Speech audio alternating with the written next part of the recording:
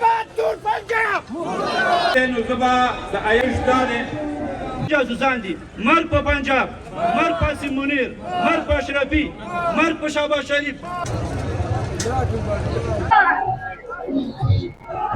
هم وبجې وزیر دفاع د لسو کالو دپاره د جهاد اعلان کوي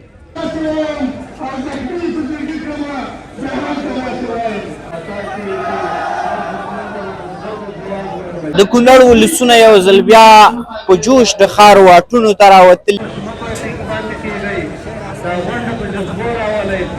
راوستي دي دا دین راوستي د افغانستان عزت راوستي او د افغانستان د ملت حفاظت راوستي داسې نه کنه دا ورونه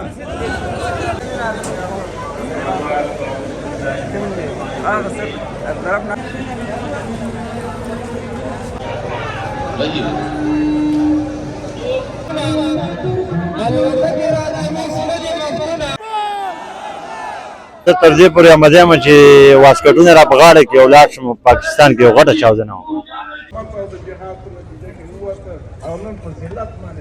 د کونړ ولسونه یو ځل بیا په جوش د ښار واټونو ته راوتلي دي او په روانه جګړه کې د نظام د ملاتړ په پار دغومره ډېر ولسونه راټول شوي دي درنو لیدونکو سلام ستړي مه شئ دا چې د پاکستاني رژیم سره د افغان لوري غچ اخیستونکې جګړه روانه ده او نن تقریبا 9مې ورځې ته رسیږي کونړي ولسونه د تل په څېر د نظام په ملاتړ د کونړ اسداباد ښار چوک ته راوتلي دي او د خپل نظام ملاتړ ترسره کوي په ټوله کې د کونړ د مختلفو ولسوالیو د مختلفو سیمو او د اسداباد میشتې ولسونه اسداباد ته راټول شوي تاسې راسره د خپرونې تر پایه مل پاتې شئ نن به ډېره خوندوره خپرونه وي او د کونړو ولسونو جذبه به د پاکستاني رژیم پر وړاندې وګورئ او همدغه راز د خپل نظام ملاتړ په څومره میړانه سره کوي دغه ټول در سره په نن خپرونه شریکه کوم ملتیا را سره وکړئ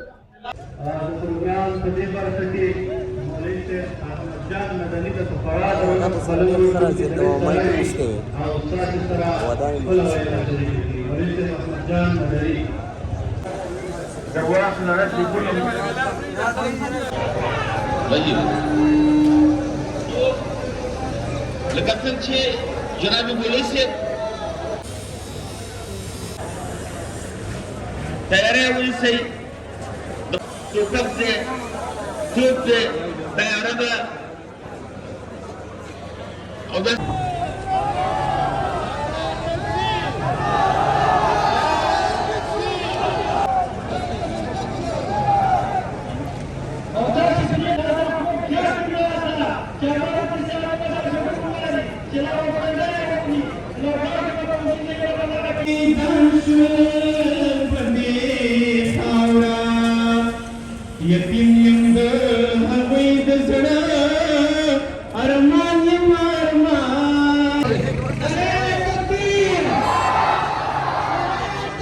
د کونړ ټي وي درنو لیدونکو د کونړ د ولسونو جذبات او د وطن سره لیونۍ مینه تاسې په نننۍ غونډه کې یا دغه ولسونه چې د نظام په ملاتړ راوتلي دي او د پاکستان یا د پاکستاني رژیم په خلاف راوتلي دي په ټوله کې وطنۍ جذبه او مینه یې ګورئ زه هم اسداباد ته چوک کې ولاړ یم غواړم د یو څه ستړی مه شي څنګه یې داسې ورخطا روان یې زه مظاهره سیل ته راغلم بل چېرته تلم مظاهره نه خبرې چې د چا په اړه ده څنګه ده ستاسې خپل جذبات څنګه دي وروره موږ جذبات خو د افغانانو ټولو تاسې ته معلوم دي او ټول همدغه جذبات د وطن د مینې جذبات دي هر یو افغان لري خو زه په خپله همدغه یو سوال کوم چې هر څوک د اسلام دشمني او د افغانستان دشمني الله پاک پروردګار دې د روژې په خاطر تباه او برباد او نیست او نابود کړي خپل ځوانې نن د کونړ ولسونه د اسلامي امارت د ملاتړ په پار راوتلي دي او د پاکستان یا د پاکستاني رژیم په خلاف راوتلي دي تاسې څه قربانۍ ورکولو ته تیار یې او د اسلامي امارت ترڅنګ وردیږئ یا نه زه د اسلامي امارت ترڅنګ ښه په کلکه ولاړ یم او زما خپله د اول نه همدا دغه دی چې زما په وینه باندې د افغانستان کار کیږي، زما وینه ته قربان ده. زه هر وخت تیار یم که همدا اوس هم اسلامي امارت امر وکړي، اجازه وکړي، تر اخرني سنګره پورې ورسره ځم او تر اخرني ورځې پورې ورسره، تر څو چې په یو ورځ کې ساه ورسره جنګېږم او ورسره ولاړ یم. ډېره مننه وروره، سلامت اوسې. ته راشه که نه یاره، ستړی مه شي. څنګه یې؟ صحت ښه دی؟ غونډه خو روانه ده او د کونړو ولسونو جذبات ګورو. تاسې را سره خپل احساسات شریک کړئ. والله دا د احساسات دي ډېر وخت هر افغان په تمه دی چې ما باندې به کله غږ کېږي زه به پاکستان په خلاف جنګ کوم. دې یعنې زه ځان نه نیمه، همدا ټول افغانان دې غږ ته په تمه دي. د دې جنګ تږي دي، وږي دي. جنګ ته ځوانان تیار دي، امارت سره یو ځای سنګر ته ځي. شکر الحمدلله ټول به تیار. زه به داسې کس نه یم په دې کونړو کې بیا، ځکه ټول افغانانو کې په کونړو کې به داسې کس نشته چې نه به وکړي. که ماشوم دی که غټ دی هر یو دی. اول ځم زه ولاړ یم، زه تیار یم. پنجاب دې څه غږ دی؟ په پنجاب مې دا غږ دی که ته یې ټیم لرې او که هر څه هغه زموږ مخکې انتن نه ورکوي، موږ خپله ټول یې ټیمان ایستو. مننه، ډېره مننه.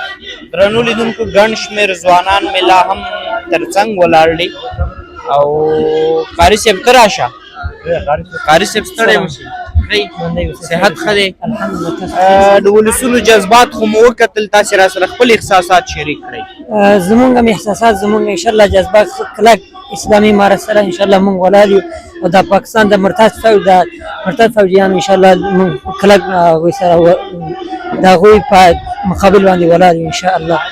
په پوستو به ورخیږو فتح کوو انشاءالله. مونږ څومره چې طاقت لرو، څومره چې غیرت، انشاءالله مونږ امارت اسلامي سره ولاړ خپلې خاورې لپاره له کوم حده تېرېدی شو؟ انشاءالله د خپل وینه د خپل سر قربانوو انشاءالله. ډېره مننه قاري صاحب، سلامت اوسئ. کور مو ودان. ته ستړی مه شې ځوان. جی بخښنه جوړې بخیر یې. ته راته خپل احساسات ووایه. بس زه به درته دا ووایم چې زه تر دې پورې امده یم چې واسکټونه را په غاړه کړي او لاړ شم پاکستان کې یو غټه چاودنه وه. دوستانو ګورئ، دغه ګل بدن وایي چې ټوټه ټوټه کوم، خو په پاکستان څه کوم؟ بس ځان په ټوټه ټوټه کوم او د ځان سره یې پاڅوم. دا غوښې خلک ویني چې داسې ورته واولي.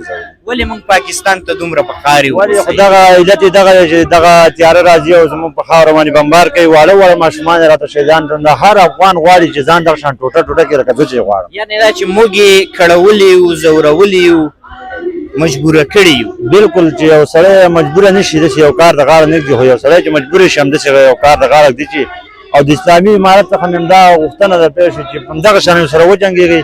موږ د سره څنګ په څنګ د سره ولاړ یو چې هر وخت تاسو موږ ته امر وکړئ، موږ د سره بیخي سل په سلو ولاړ یو او دروغ او رښتیا دا هغه خوا خبرې نه کوو چې در سره ولاړ یو او در سره ودرېږو. سنګر در سره ځو، همدا اوس را باندې غږ وکړئ، همدا اوس هم موږ کونړیان اماده یو سل په سلو په تاسو باندې غږ کوو چې په موږ باندې غږ وکړو، هر وخت موږ اماده یو.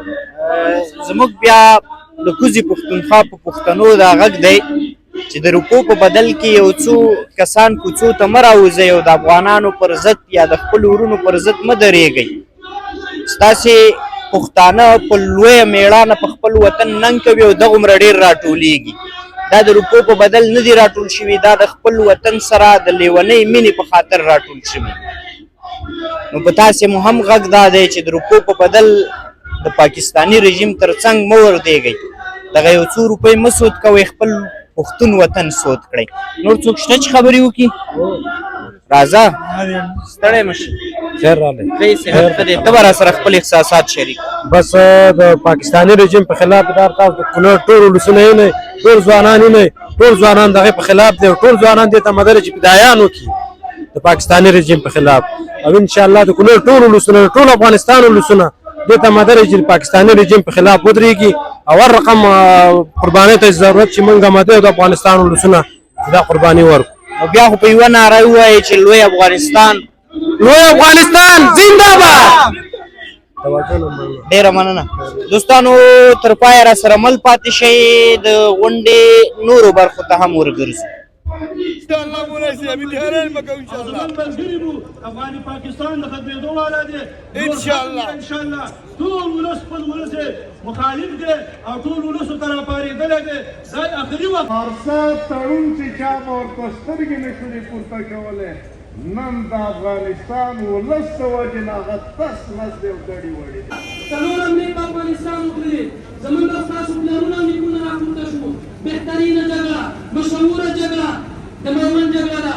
ځان له زموږ او ستاسو ګناه او بې دفاع مسلمانانو باندې هوایي بمبار وکړه، د یو کور 18 مسلمانان شهیدان کړه او متباقي زخمیان کړه.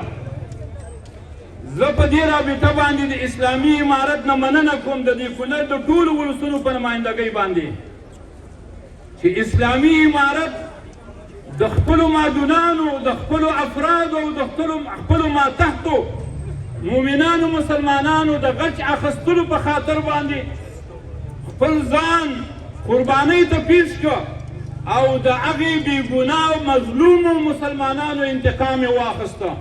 رب العالمین دی اسلامی امارت ته په ټوله دنیا کې دغه سپین بیرغ وځلوي. دوهمه خبره، زما هغې نظامي یا د ISI یا د پوځ کړۍ ته خبره ده. دا ټیک ده چې افغانان په 50 کلن جنګ کې زوړېدلي او موږ یې ټم نه لرو، خو د الله په توفیق باندې ټم لرونکي طاقتونه د افغانستان د مظلومو مسلمانانو د لاسه مات شوي دي انشاءالله. که هغه آصف منیر دی، که هغه د استخباراتو رئیس دی، که هغه وزیر دفاع دی، که هغه دال او کباړ دی، دوی ته د ګریوان ته لاسونه واچوي او دا مظلوم ملت د دې ته نه مجبوره کوي چې د خپلو پولو نه ور واوړي. دغه ملت دې راپاڅېږي او د خپلو د قدرت لیونو ته دې د بل چا د پروژو د تطبیق دپاره د پاکستان اهم برهم کوي نه. ځکه زموږ د هجرت کورو، زموږ د زده کړې کورو، موږ په دې ملک باندې په وراني باندې نه خوشحالېږو، خو ملت باندې غږ کوو چې دغه لیوني چې د بل چا پروژې تطبیقوي، د امریکې پروژې تطبیقوي، د هغوی لاس دې د دغې نه ونیسي او بله دې کړي د دغې نه، که نه ورنه اتفاق او دغو باندې موږ ورسره راټول او اتفاق یې وو. خو بیا هم چې قومي مشران راغلي د خبرو د کولو حق هم لري. دغه علماو خبرې موږ تاییدو، خو دا اوس چې کوم پاکستان زموږ په خاوره باندې تجارت او زیاتی وکړو، د دې موږ ټول افغانان خلاف یو، خلاف به یو او د اسلامي امارت او د نظام د ټولې پالیسۍ موږ ملګري یو، موږ یې ملاتړي یو.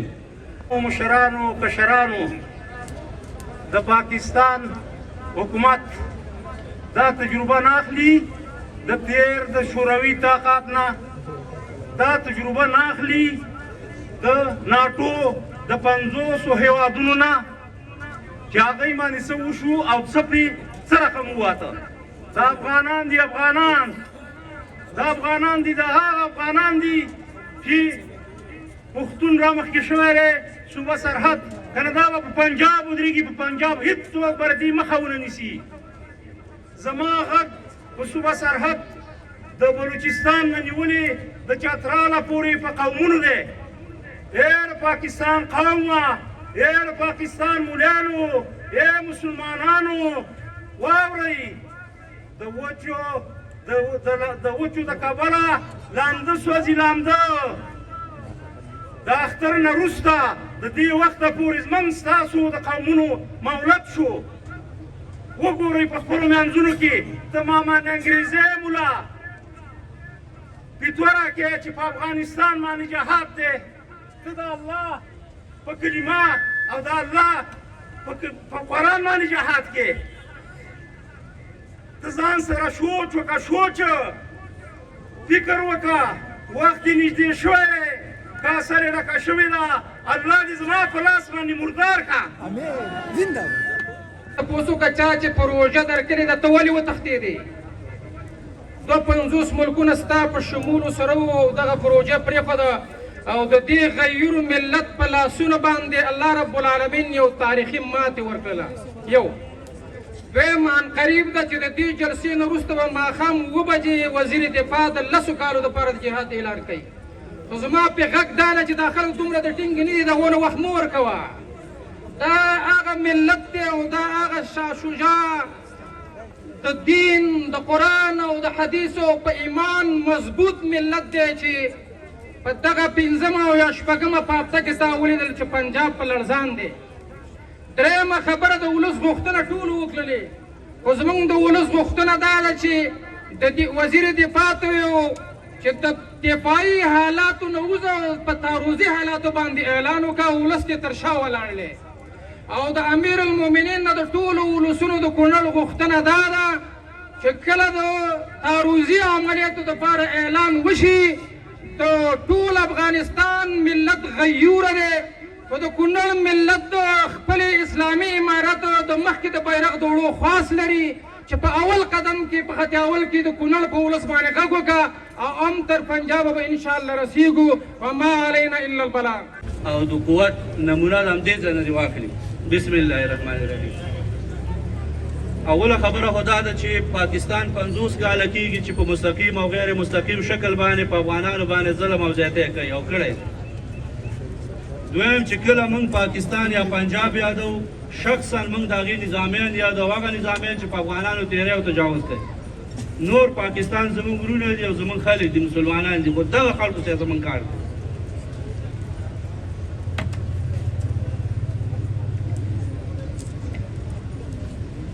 دریمه خبره دا ده چې اوس دپاره دغه تورلینګو، دغه پنجابیانو، دغه تورو کارغانو د افغانستان په خاوره خلکو باندې تجاوز کړی دی او اسلامي محسوسان د افغانان نه دي او هیڅکله به موږ دې ته افغان ونه ویو، نه د افغانان دي او نه د افغانستان د خاورې خلک دي، دا د پردي جاسوسان دي.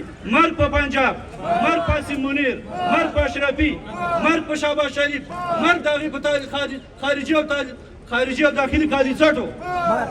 جذبه مې ډېره ده، وخت لږ دی ځکه رانه خبرې ورانې کېږي. درنو مؤمنانو، پیغمبر علیه الصلاة وسلام وایي من قتل دون ماله فهو شهید. څوک چې د خپل مال په دفاع کې وفات شو دی شهید دی.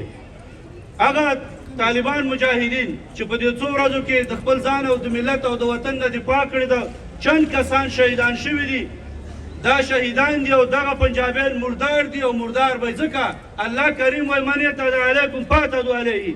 چا چې په تاسو باندې تیری وکړه، اوس په بېلابېلو ولایتونو او ښارونو کې افغانان ستا په ضد راوتي دي او ولاړ دي. که دا ستا نه وېرېدلی دومره ګڼه به نن دلته نه وی. دا خلک په خپله مینه راوتي دي، نه حکومت راوستی دي، نه تنظیم راوستی دي، نه بل راوستی دي. دا دین راوستی، د افغانستان عزت راوستی او د افغانستان د ملت حفاظت راوستی. داسې ده که نه ده ورونه؟ ټولو ته همداسې قبوله ده. مرګ په پنجاب، مرګ په جنانو پنجاب. موږ اسلامي امارت سره کلک ولاړ یو، په سر و مال ورسره ولاړ یو او په غیرتو کې افغانستان مقدسې خاورې څخه د دفاع تر سرلیک لاندې غونډې د کونړ ولسونو پرېکړه لیک. بسم الله الرحمن الرحیم.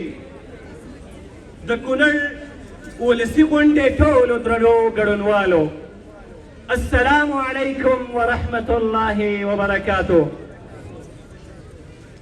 دا چې د کونړ پر عام ولسونو د پاکستان لنده بمباري او ښکاره تجاوز روان دی، نو د کونړ ټول شملور ولسونه او قومونه په یو اتفاق د دغې ظالمانه تجاوز پر وړاندې راوتلي او پر یوه اتفاق د اسلامي نظام د استحکام او د افغانستان مقدسې خاورې د دفاع تر شعار لاندې دا پورتمینه ولسي غونډه دایره کړې ده.